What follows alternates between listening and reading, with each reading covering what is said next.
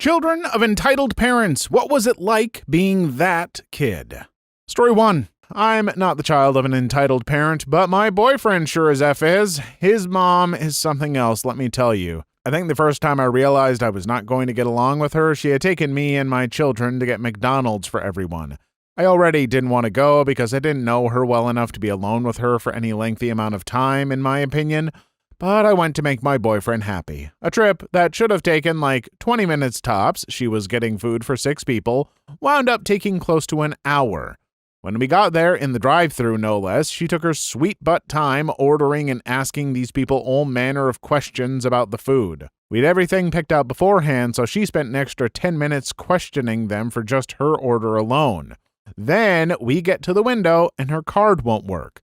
They tell her that it's their system, not the card. They always have issues with whatever type of card it was she had tried to use. Now, this woman has all manner of credit cards in her effing bag. She also always has at least $200 cash on her. My point being, she could have used a different method of payment. Instead, she makes them run the card like 6 more times. When that doesn't work and she's been screaming at the poor drive-thru person the entire time, she pulls up and parks. Makes me and my kids get out with her because she's acting like a raving lunatic. Says it's because she needs our help carrying the bags, but it's because she wants an effing audience. We go in, and she then proceeds to degrade the kid at the counter, call him names, tells him she's going to call the owner of this particular store because she knows her card will work here, and someone's doing something funny. The whole time, I'm apologizing. I told my kids to go play so they wouldn't have to witness it. I even offered to pay for the dang food. But she was making such a scene that they just gave her the whole effing order for free. Like, refused to take my money, probably because she screamed at me for even offering, and told her she had her food and to leave. I have hated her ever since. I have such a hard time understanding the mind of people who do that crap. Like, do they not realize how bad they look to literally everyone watching? I know fast food places aren't run the best, and there are problems worth complaining about at times. This just seems like such a weird thing to get worked up about and make a scene over. Story 2. After losing her job in oil and gas, which paid over $150,000 a year, I got the pleasure of paying her property taxes while she took out a reverse mortgage to renovate the $600,000 house for sale, which never happened. The end result was her being $150,000 in debt with an unsellable house. Then her BMW broke. Then her Jaguar broke. She refused to look for work outside of her industry for 3 years, then finally picked up some minimum wage work 3 years ago. The catch was, she needed my paid-off Japanese 4-cylinder economy car to get to work. I haven't lived with her for 15 years and walked to work, so it was feasible. This year she's been laid off and expected that I was going to keep paying her property taxes while driving my car. I told her I won't give her a dime and I'm taking my car back if the house isn't on the market. She acted like a bratty teenager and continues to accuse me of threatening her. I'm looking for a lawyer. Ideally, I'll sue her for the money she's borrowed, but ultimately, I just want her out of my life entirely. Story 3. Both of my parents fit into this category. Best example featuring Dad for this one is that they wanted to have dinner on my birthday and suggested I pick the place. I picked the wrong place apparently, so when we got there, my dad screamed at all the employees, demanded a manager, and told him how awful the service was, then left to get fast food while I was still eating. On my birthday. Although my mom thinking that my wife should take second place to her when we got married was pretty bad too. As for what it was like, embarrassing, stressful, and sadly impactful on my ability to form healthy relationships. I vacillated between terrified to speak up for myself and extreme anger at people. It really did a number on my dating relationships for a good long while, and my wife is super awesome to both be patient with me and help me learn healthy ways to express what I want in life. She's awesome. I knew it was on growing up, but when that's all you know from multiple angles, it can be quite difficult to define normal or to build healthy habits for social interaction. You know many things that are wrong, but don't know what to replace them with, and your emotions often are uncooperative. You know, every time I see awful entitled parents acting up in public, I wonder just what kind of effect they have on their kids, and if this instance is any indicator, it isn't great. I am glad to hear that you've managed to work through a lot of that and distance yourself from what they taught you. That couldn't have been easy, but it sounds like it was worth it. Story 4. My mom is very I want to talk to your manager. She complains about crap and treats service workers poorly because she sees them beneath her. She doesn't demand free stuff and usually doesn't ask for discounts, but she definitely complains and bees about everything. Like, she once nearly made a phone store employee cry because the in-store stock was different from the website, and my mom tried to argue with the poor girl and asked where she could lodge a formal complaint. Anyway, pretty much from a young age, I was embarrassed by her behavior because I never saw any other adults behave like that, and I knew it wasn't okay and wasn't normal. I stopped going places with my mom because I knew she would just be a jerk and I didn't want to be associated with it. By the time I was a teenager, I'd try to slip notes to employees apologizing for her behavior. Story 5. Embarrassing. I rarely went with her because I was always mortified. Then, when I was old enough, I would offer to go for her. That really helped. She loved the opportunity to stay at home while I did the errands. But oh my God, introducing my partner to her was so embarrassing. We went to a fancy seafood restaurant and she ordered Pinot Grigio. This place was so fancy that they gave you the spit bucket for wine. He comes over with the white and she starts screeching, "I didn't order that, I ordered red!" And he kind of stutters, and it's obvious this poor lad is about to panic. I'm like, "No, Mom, you definitely said Grigio." Poor boyfriend had no effing idea what we were talking about because he's not a wine drinker. After insisting she definitely said Grigio, me reasoning that I thought to myself, "Oh, I don't like white, so I won't drink tonight." A lie, I never drank when out with her, so I can drive because she always insists on driving home drunk. She accepts her mistake, but doesn't apologize to the waiter who's been awkwardly standing there while we had this discussion. I apologize to him, and my mom later says, "You know, it's really embarrassing when you apologize for me. You don't have to apologize to them. It's their job." But I just reminded her that I work in food service, so I understand how it feels to be treated like garbage at work and like to make things easier. Why is a restaurant giving you a spit bucket? Those are just for tastings when you don't want to drink too much, but are sampling a variety of wines from a vineyard or whatnot. I suppose you could be doing some tasting at a restaurant, just seems weird. Also, the biggest shame on your mom is just flat out ordering a Pinot Grigio and not a specific wine from the menu by name, or asking for pairing suggestions or something. Bring me your finest Franzia Red. Story 6. My mom technically isn't an entitled parent. She's generally absolutely lovely. A bit controlling, but that's a bother thing. But I honestly don't think she realizes that staff and waitstaff can only do so much. She'll get very indignant if food isn't quite right. For example, if it arrived a bit cold, which is fine, but when that happens, she normally wants a new meal instead of it being blasted in the microwave, which again is understandable, but doesn't mean that that's possible. She's also a pain when arguing with staff over tickets, etc. We went to Disney Paris a couple of years ago, and while we had paid for a full dining plan, it's not what we got.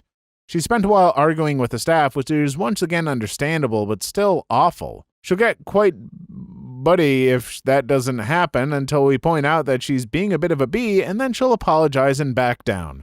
It's still mortifying, though. I mean, if you paid for a full dining plan but didn't get what you paid for, that's a fair reason to complain and get that corrected. I mean, I guess I don't know how she went about it, so maybe that is the issue, but there is a difference between being reasonable and being a pushover. Story 7. I gotta be honest, I didn't know my parents were rich for a long time. My dad started off dirt poor with my mom and worked from the ground up, and by age 29, he was a millionaire, having started his own small business that took off in a recently booming area. So I lived in a mansion on a new street, probably raised the value of other houses on the street. It was big. And I got anything I wanted. Pretty cool, right? Well, I became a spoiled brat, and all was well until my parents got a divorce. My dad said my mom could have all the money if he could keep the business. They both shared the business, and she even worked at the place. And she agreed. Only after living at my grandparents' at my dad's side did I know how bad we were off now.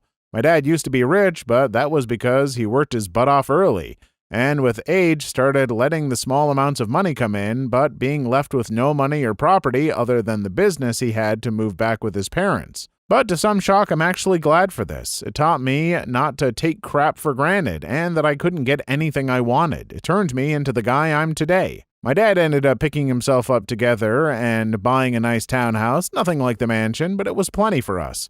And after a long battle with alcoholism, my mom ended up starting her own business and lives in a townhouse herself. I can honestly say through thick and thin that these experiences molded me into the guy I am today. I still love both my mom and dad dearly, and I thank them, maybe too much, LOL, all the time about how they raised me with the nightmare that is shared custody, 1 week on, 1 week off. It sounds like you were really good about seeing the silver lining in an otherwise pretty rough situation. I imagine that couldn't have been easy to go through, but it is good you were able to learn from that experience and apply it to your life in such a positive way. Honestly, it is a lesson a lot of folks could stand to learn. Story 8. Most of the time my mom was chill AF, but whenever she felt that I was being treated unfairly, regardless of whether I actually was or not, she became an effing monster. She would smile and ask for your supervisor and then refuse to leave until that supervisor was in tears. I've seen this tiny woman make big, burly, manly men break down in tears with nothing but her words. I was a quiet kid. I didn't want to bother anyone, and I didn't want anyone to bother me. When this happened, my biggest concern was that people would be mad at me for my mom's behavior, and sometimes they were. I remember one time when I was about 13, I was on a BSA camping trip. I was a troop guide, meaning I helped teach the younger kids camping and survival skills. On this day, the younger patrol drew cooking duty. One of the kids was struggling a bit and asked for some help, so I stepped in and helped him out. My mom flipped out. It wasn't my turn to cook, so why was I cooking? She first tracked down his mom and made her cry, which made me feel like total crap. And then she started talking crap about the kid, talking about how useless he was and he didn't know how to boil water. I exploded at her, told her to shut the F up and leave, that I didn't want her here and she should just go home. I'd grab a ride home with one of the scoutmasters. I apologized to the kid and to his mother profusely, then helped the kid make dinner. My mom claims that it was this incident that finally made her realize that she was the bad guy and that I didn't need or want her to stand up for me. She backed off a lot after that, and now she's much better, never loses her temper like she used to. Story 9. My parents are fairly relaxed, but my paternal grandmother was what's known as a Karen. I hated being around her. Anywhere we went, she would find a reason to draw attention to us by loudly complaining or criticizing everything she could. Scoffing at merchandise in various shops, scolding employees for things they had no control over, sending food back multiple times in every restaurant, all of that kind of crap. I've never been that sort myself, and even if I'm upset by something, I make it clear to the poor employee that I know it's not their fault in any way. I learned how not to behave from her. Bad grandparents make me so sad because grandmas are supposed to be wonderful. My grandma was an absolute beacon of joy and delightfulness. This grandma sounds not so great. Also, I just can't express how much I dislike seeing people be rude or mean to employees that have no control over stuff. I will throw hands for those employees if need be, grandma or not.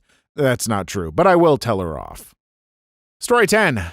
I've always lived nicely in the middle class growing up. My dad started his own company and really started making money after us kids moved out. We started having to sign trust papers every year, but I didn't really get what that meant. I finally got married a few years ago at an older age, 43, and my mom went nuts with it.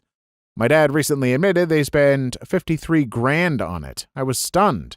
I'm very happy we didn't have that kind of money growing up, though. Kept us kids rounded and realistic about life. But it sure is nice now.